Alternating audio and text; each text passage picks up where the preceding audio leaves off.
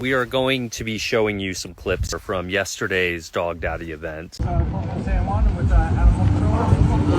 So if you're all right with it, you okay with us just observing? Yeah. How your training's going, and obviously there's some people out there who competitors. We have not started. They're waiting for everybody to arrive first. So the dogs are separated right now, so there's no. Okay, perfect. Just so you know, we are recording everything as well. We don't fault anybody for not understanding this intuitively off the top of their head. No, don't talk to her. Okay. Hey.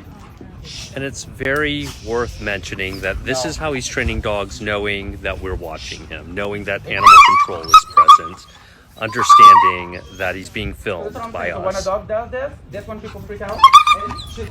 So my point is, this is a very tamed down version of what we've seen in the past. I've studied him enough to know that he's using major restraint, particularly with the larger dogs that he wants to swing around. Escalate the situation.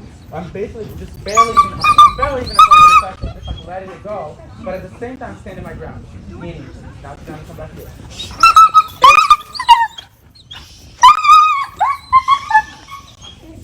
Don't call it. Got it out.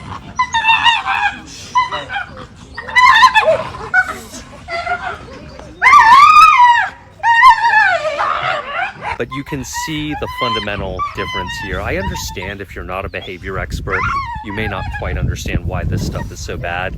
But when he is relying on poking dogs and their organs, This pressure right here, so he's actually very agitated right now. And antagonizing them rather than actually using fundamental animal behavior modification techniques that should be known to a professional, that's what we expect to see if you're a professional in this day and age. Now, I understand many people will say, look, his clients are satisfied, they had a good time. But the important thing to remember is members of the public are not behavior experts. They don't know what the alternative would be if they were using humane alternatives. Your dog a little more uncomfortable. So once you're consistent with it,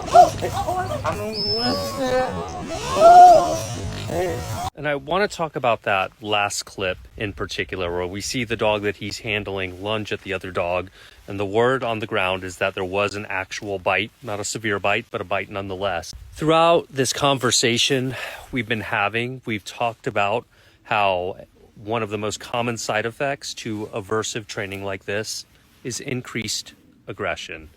That is what we're seeing here. We're seeing increased aggression as a result of a dog being scared. If you are able to see past the physical nature of the behavior and read the dog's body language and understand that fear and anxiety are the teaching mechanisms here, you start to begin to understand why we're trying to raise awareness around this. Once you see it, you cannot unsee it.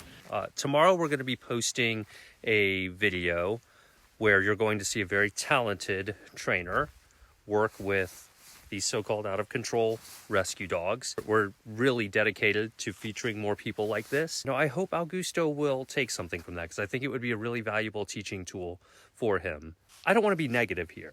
I think Augusto could be the turnaround trainer of the century. It would take years of work to acquire the skills that modern dog trainers have, but if he really wanted to, he could table his ego and actually become a great dog trainer if he put his mind to it.